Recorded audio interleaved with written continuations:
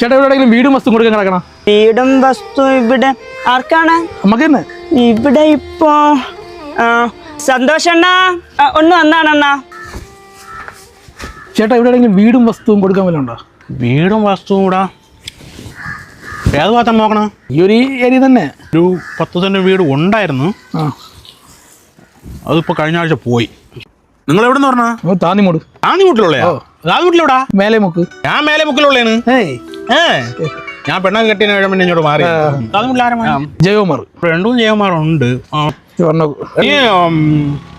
ചൂട് ചായ ജയകുമാറിന്റെ മോനാടേ? അല്ലല്ലേ. പിന്നെ അവിടെ ആകപ്പാടെ രണ്ടും ജയകുമാരേ ഉള്ളൂ. ജയകുമാർ അല്ലെങ്കിൽ പിന്നെ തൊടയെടുക്ക് ജയകുമാറിന്റെ മോനാ? അല്ല അല്ലേ, അതുമല്ല. വലിയ സൈസൊക്കെ വലിയ കഷ്ടം ജയകുമാറിന്റെ മോനാ നീ? അത് പറ. വലിയ കഷ്ടം ജയകുമാറിന്റെ മോൻ കേട്ടാ. അപ്പൊ പോണ്ടാ ചത്താടേ? ഇപ്പൊ ചത്ത് പോയല്ലേ?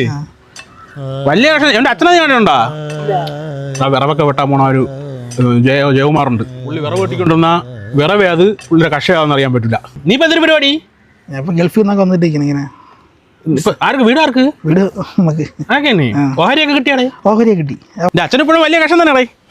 ഞാൻ ഒരു കാര്യം, ഞാൻ മറ്റേ ബ്രോക്കറെ നമ്പർ വാങ്ങിച്ചോണ്ട് തരാം. അങ്ങനെ വിളിച്ചാൽ വൈകുന്നേരം ആകുമ്പം ജംഗ്ഷനിൽ കാണാം കേട്ടാ. ഡേയ് അനിയണ നമ്പർ ചെറുതാണ്ടാ. എന്തോന്ന് പേരൊക്കെ നിങ്ങൾ കുടുംബക്കാർക്ക്? തോടാ കശം ഇത് എടാ അതൊക്കെ പണ്ടത്തെ പേരാ. നമ്പർ എഴുതി കേട്ടോ. 97 ആ നമ്പറിൽ വിളിച്ചാൽ മതി കേട്ടോ. ഞാൻ അനീതിയാ? സ്ഥലം എവിടാ? ഞാൻ ഇരുഞ്ചേത്തവിടാ? കലിങ്കിന്റെ അവിടെ. കലങ്കിന്റെ അവിടെ? അവിടെ ആരാ മോള്? കൃഷ്ണകുമാർ എന്ന് പറയും. ഒരു പിരിയത്തിലൊരു വെട്ടമുള്ള കൃഷ്ണകുമാറാണാ?